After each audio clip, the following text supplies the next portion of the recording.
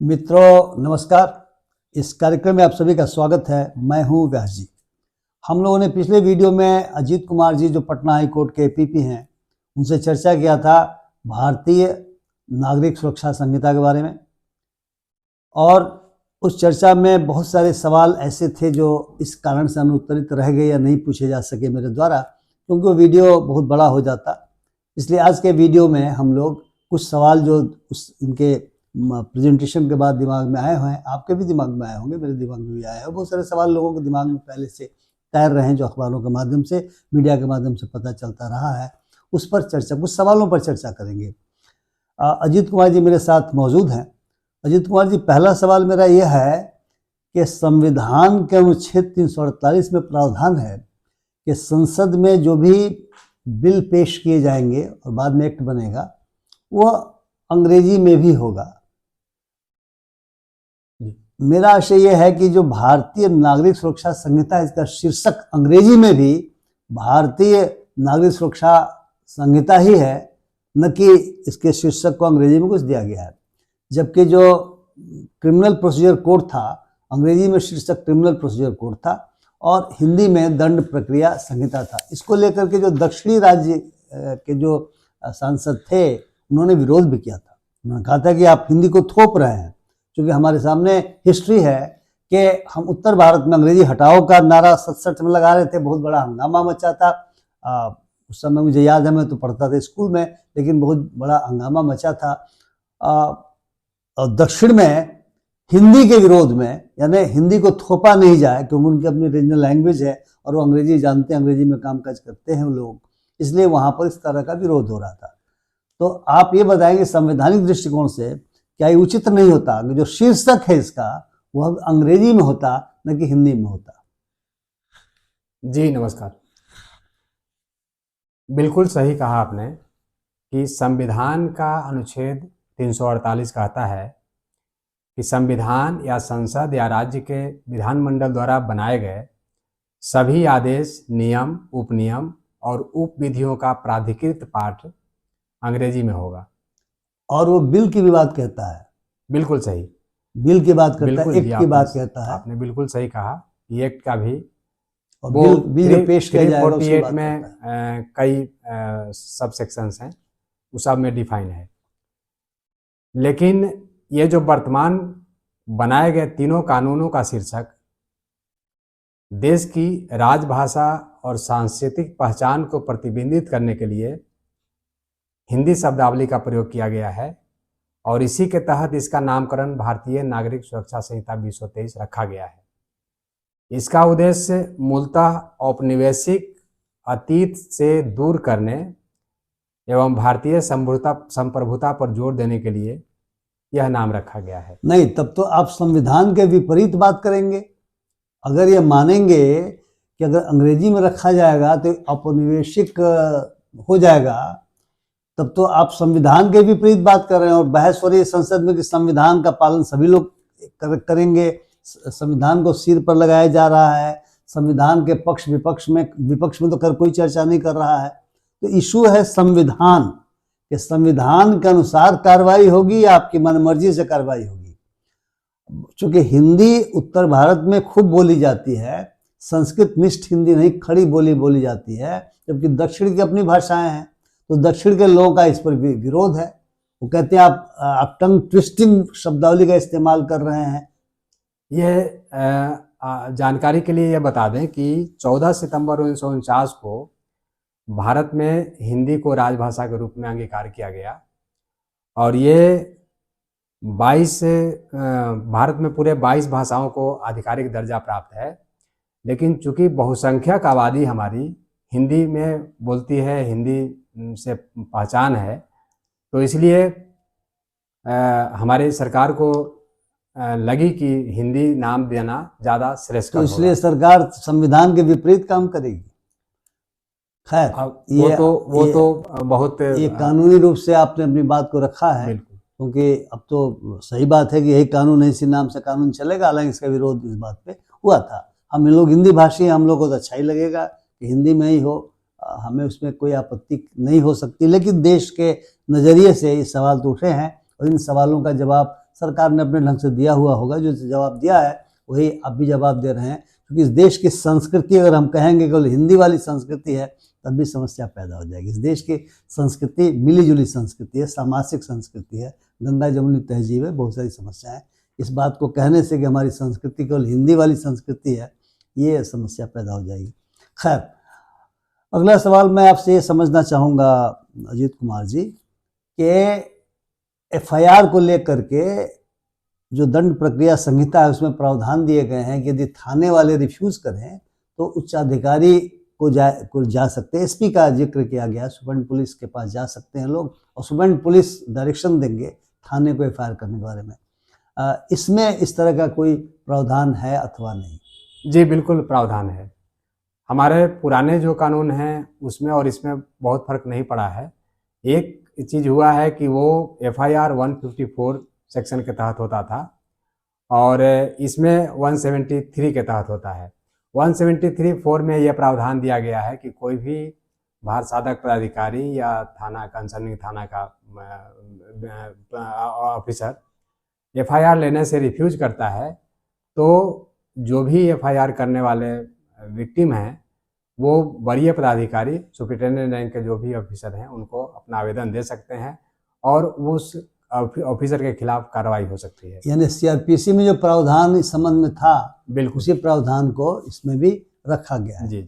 अब इसी सिलसिले में मैं आपसे समझना चाहूँगा, बहुत सारे लोग ऐसा कहते रहे हैं, हम तो प्रशासन के लोग हैं इसलिए हम सुनते रहे हैं, जो लोग कहते रहे हैं, हमारे साथ ऐसी घटना नहीं हुई तो हम तो प्रशासन में थे कि कई बार ऐसा देखा गया है कि जो थाना है वो थाना ही गलत ढंग से एफआईआर करके और लोगों को परेशान करता है, अथवा यदि कोई घटना घटी है तो उस घटना को हल्का दिखा देना या हल्की घटना को गंभीर दिखा देना और उसके बहुत सारे उसके पीछे कारण बताए जाते हैं। भ्रष्टाचार एक बहुत ही महत्वपूर्ण कारण बताया जाता है। चूँकि इस संहिता का नाम नागरिक सुरक्षा संहिता है तो वैसी दशा में इस तरह की घटनाओं की पुनरावृत्ति न हो या इस तरह घटनाएं नहीं हो, इसके लिए कोई प्रावधान इस नागरिक सुरक्षा संहिता में किया गया है अथवा नहीं किया गया? उसमें वही है कि वरीय पदाधिकारी को हम आवेदन देंगे और उस पर वो जांच करके और जो भी कार्रवाई होने लायक है वो करेंगे। किंतु कानून में ऐसा कुछ नहीं कहा गया है कि यदि पाया गया कि थाने ने गलत तरीके से लोगों को फंसाया है तो फंसाने वाले के ऊपर कानूनी कार्रवाई हो सकती है? जो सीआरपीसी के प्रावधान रहे हैं वही है, इसमें उससे अलग नहीं है। ओह, यानी दंड प्रक्रिया संहिता या सीआरपीसी में इस बारे में जो कुछ भी था वही चीज़ें मौजूद हैं। एफआईआर को लेकर के एक और बात बड़ी महत्वपूर्ण है।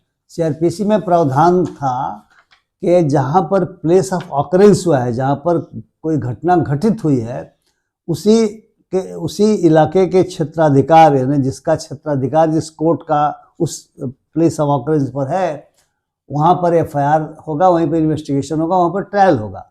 लेकिन हम लोगों ने देखा कि एक विशेष मामले में जिसका संबंध बिहार के एक फिल्म में काम करने वाले अभिनेता से था, जो बम्बई में कुछ घटनाएं घटी थी, लेकिन उनके जो गार्जियन हैं, उनके जो पिता इत्यादि हैं, दुर्भाग्यपूर्ण घटना थी, बेचारों ने आत्महत्या कर लिया था। उनके पिता जो पटना में रहते हैं उन्होंने उनके पैसे को लेकर के कोई मुकदमा पटना में ही किया और पटना पुलिस बाकायदा महाराष्ट्र गई और महाराष्ट्र से उन्होंने इन्वेस्टिगेशन करना शुरू किया। लेकिन जो मुंबई की पुलिस है उसके साथ कुछ मतभेद भी हुआ, लेकिन सुप्रीम कोर्ट का आदेश था कि वो कहीं भी हो सकता है, यानी महाराष्ट्र की घटना का पटना में भी हो सकता है और वो बाकायदा फैसला आया, उसके आलोक में यहाँ कहा गया कि हम कर सकते हैं।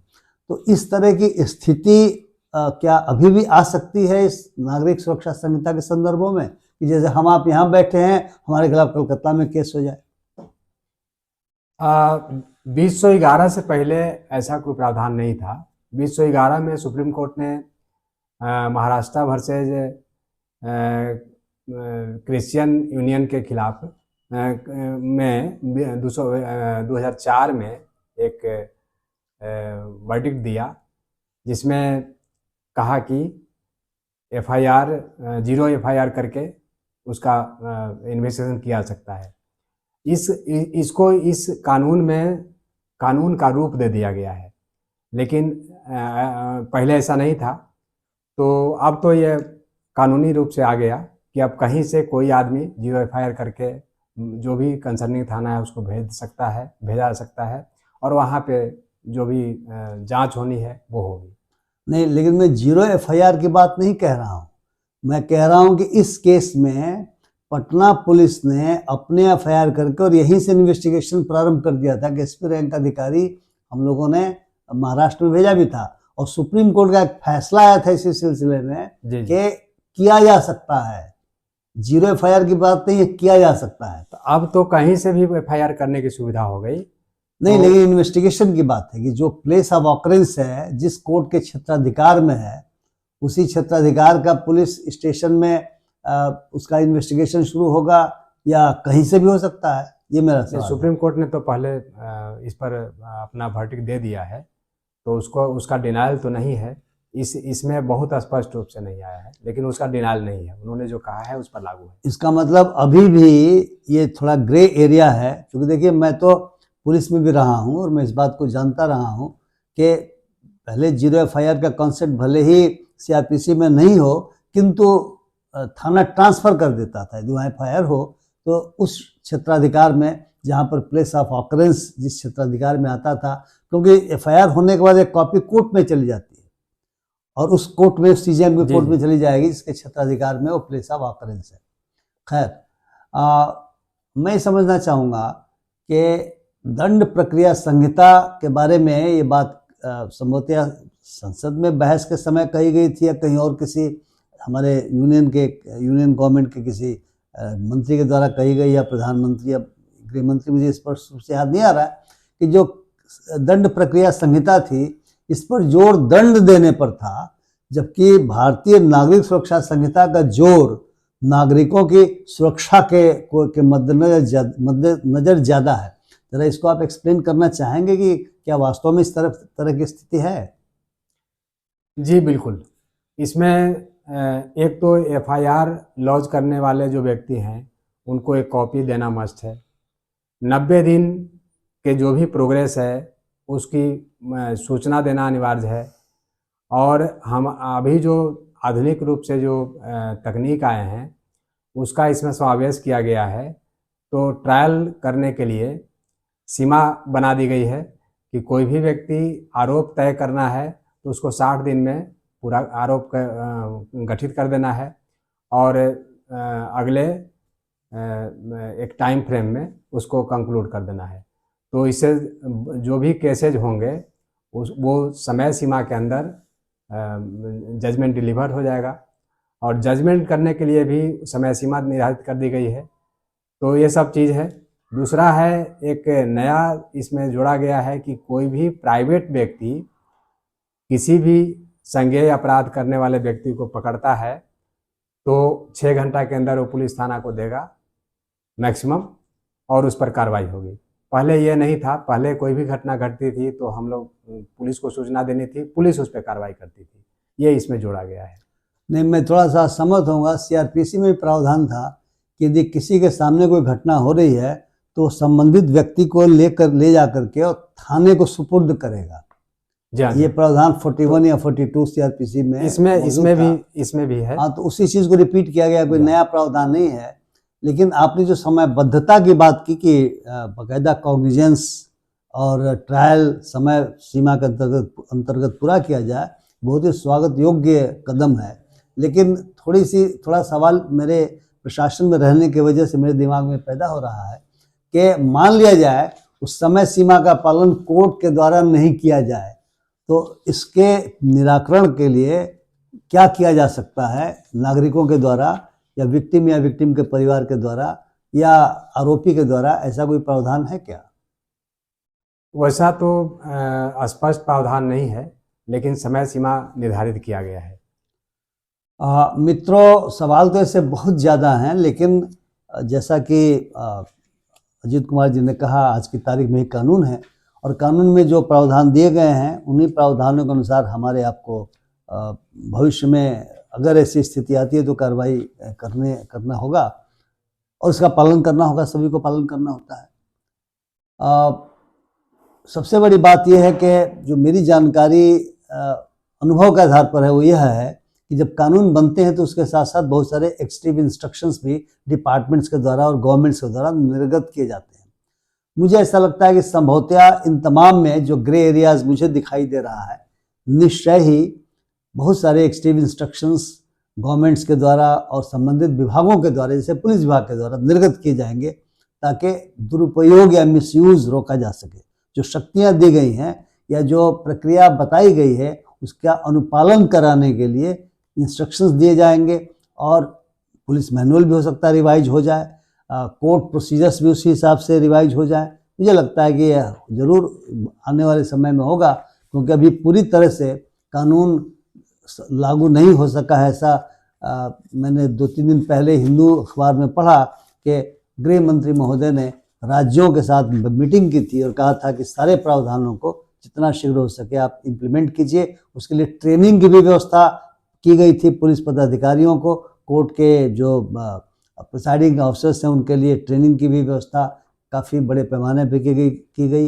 इसमें फोरेंसिक एविडेंस इकट्ठा करने का प्रावधान है, इसलिए फोरेंसिक साइंस को भी लोगों को पढ़ाया गया, कैसे फिंगरप्रिंट लिफ्ट करेंगे, कैसे आप कास्टिंग करेंगे प्लास्टर पेरिस से। हम तो आईपीएस की ट्रेनिंग में थे तो हमने कैसे कास्टिंग होता था 1980 में ही हमने उसको देखा था, सीखा था। तो ये ट्रेनिंग बहुत ज़रूरी है और सारे इस पे सारा जोर दिया जा रहा है। तो मित्रों, मैं आशा करता हूँ कि आपको अजित कुमार जी ने जो बातें कही हैं और इस वीडियो को आप ज़रूर पसंद करेंगे। पसंद करें तो कृपया आप शेयर करें, कृपया आप इसे लाइक करें और अपने टिप्पणियों से हमें लाभान्वित करें और मेरे चैनल को सब्सक्राइब करना न भूलें। बहुत बहुत धन्यवाद। नमस्कार।